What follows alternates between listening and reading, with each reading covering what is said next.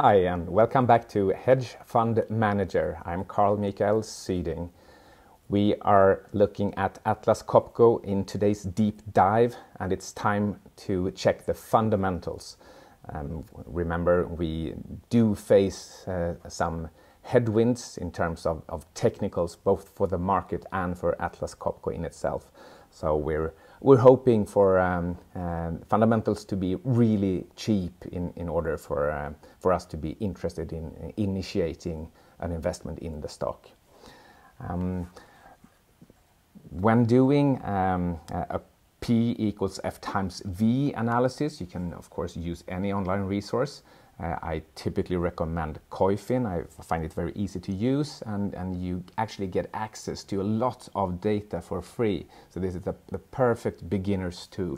And even though I'm not a beginner, I still like Koyfin, and I'm actually myself using the free version.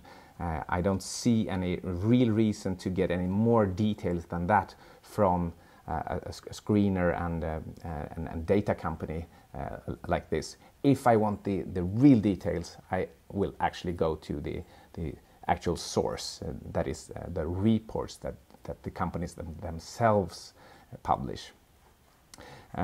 So in Koyfin, I simply start typing Atlas, as you can see here in this picture, and I'll get a lot of suggestions right away, and Atlas Copco is at the very bottom.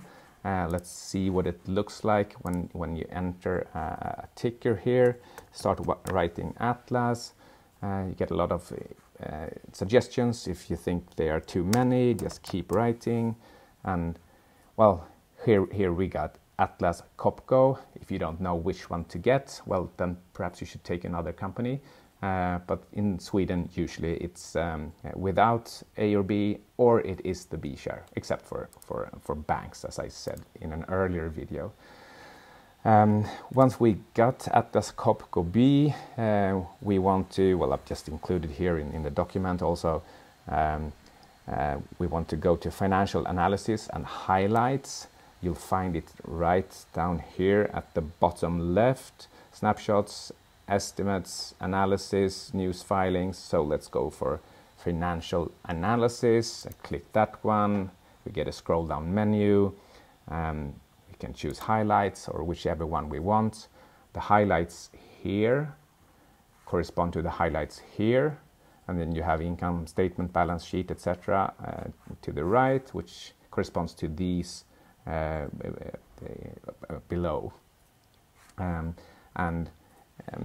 Using this highlight screen, you can hover above the chart to the left for each variable, and you'll get a pop-up screen where you can see 9-10 years of data for the stock. You don't get the actual precise numbers. You can only get that for the last 3 years plus the current last 12 months. So here you get the detailed data for the last few years. Unfortunately, not having data for the COVID years of 2020 and 2021 will make it difficult to do real analysis of the data. And you would actually also want data for pretty far more years into the history in order because we have been through pretty turbulent times.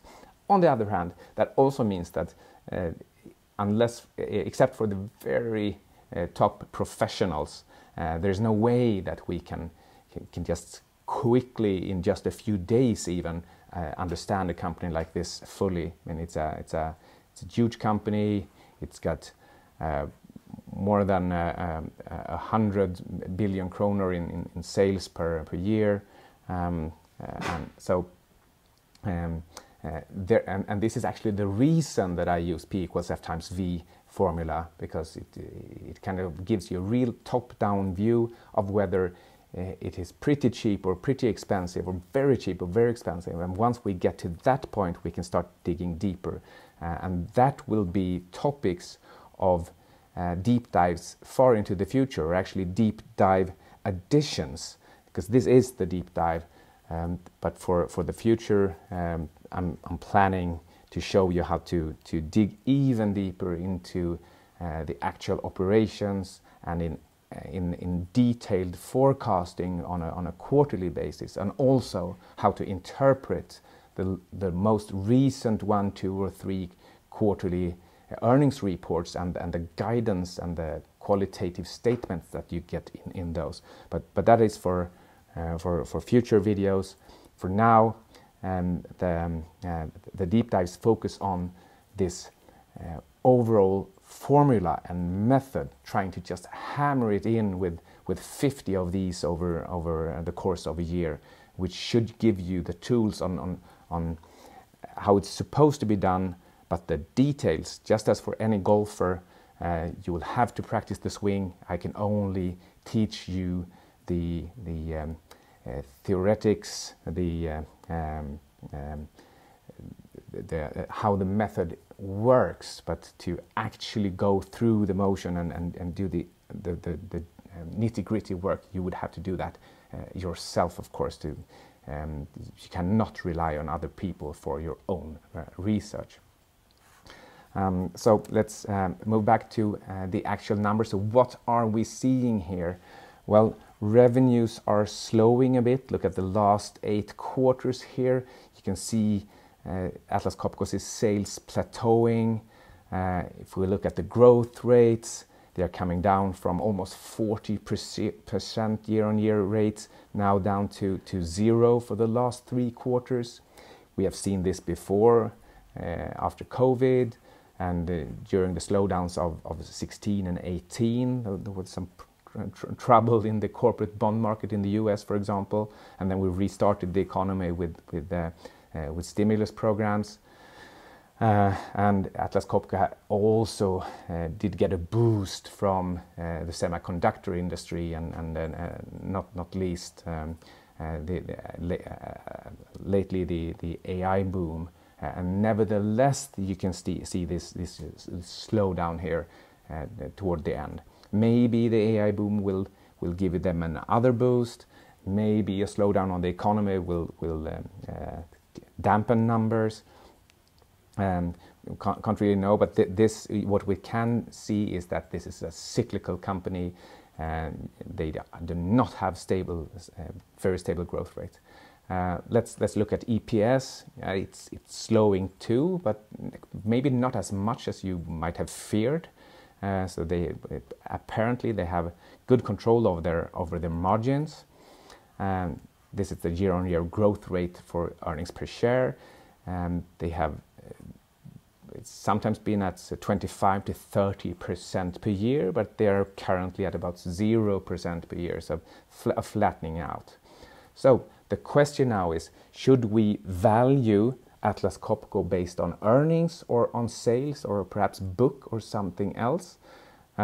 Which multiple is more predictable and reliable and lends less uncertainty regarding future levels? If we look at their EV to sales ratio, for example, you can of course find that here under highlights multiples, and then just hover over EV sales last 12 months, and you'll see the EV sales level here between about 3 and maybe 5. So 3 to 5 is a more or less stable range. Actually, pretty stable range. Just 4 plus minus 1. That lends it to be used as a good predictor of future valuation multiples.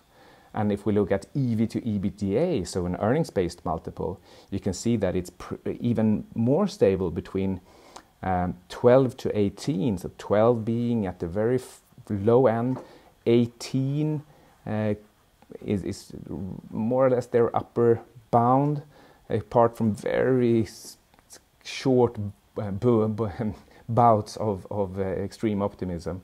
And even the PE ratio is pretty stable between 20 to 30, so that's 25x plus minus 20%, and that is actually surprisingly constant.